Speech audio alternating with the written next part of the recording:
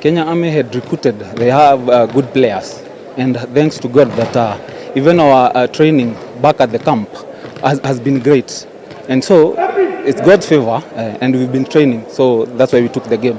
Tulianzia vizuri na tukapata tumepata seti moja kwa seti tatu, kwa hivyo wametuzidi nguvu kwa wakati huu. Tumegundua makosa zetu saa zingine iko katika reception, na vile saa zingine tunakutupa service zetu. Kwa hivyo tukirudi chini kidogo, tutaenda tujipange ndiposa zile games ziko mbele yetu tuweze kuzicheza vizuri.